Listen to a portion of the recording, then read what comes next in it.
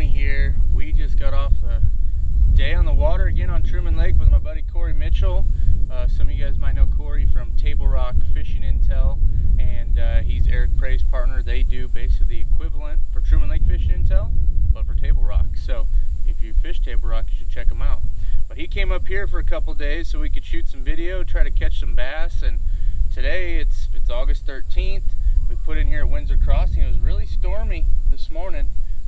We didn't get an early start. Yesterday we started about 6. Today was more like 8. Yeah, we slept in a little bit, let some of that go by us. Got on the water about 8 o'clock here at Windsor Crossing and went down lake.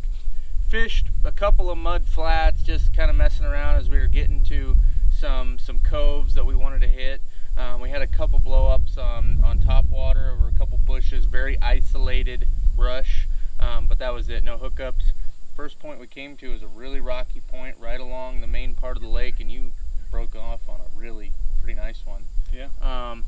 So that was pretty exciting, and then we kind of cut in.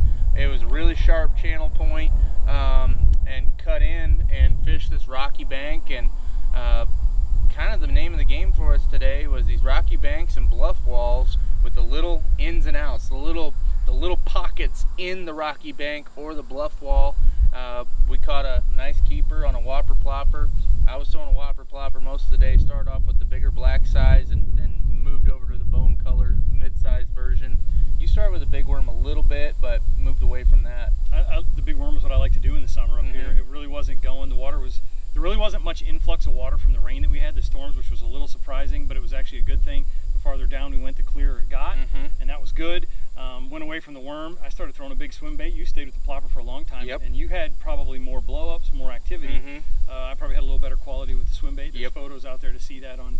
Exactly. That posted up. But, exactly. We covered a lot of water. We didn't go very far. We just more or less fished. We knew we got a late start, and we went after it.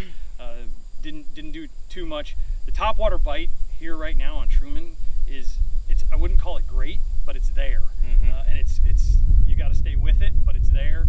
It's a little specific. Sometimes you find them in the backs of the pockets. Sometimes they're out on the points a little bit, but it's not bad. It's not bad. Pretty much anywhere we saw flipping bait, we cast a plopper to it, and we'd get one in that general vicinity.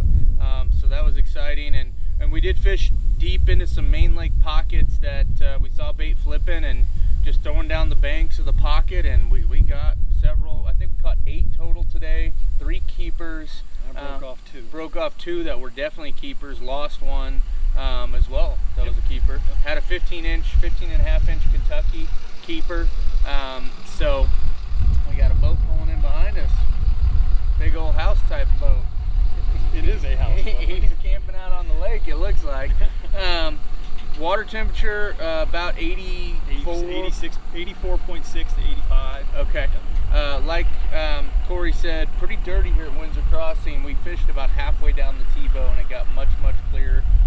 The bluff wall bite was pretty fun. There was just a couple of little cuts in there that they were sitting in. You actually saw some bluegill dart into a crack, saw the bass chase, pitched up there, caught it. So when you make the cast, if you do this, try to run this rocky stuff, it's really happening in that first 2 to 3 feet. So make sure you're casting really tight. You know what? It's Truman in the summer. They're really close to the bank. They're really shallow. Make sure you cast really close to the bank. It's where they like to be this time of year. I don't know that we had a bite that was less than 5 or more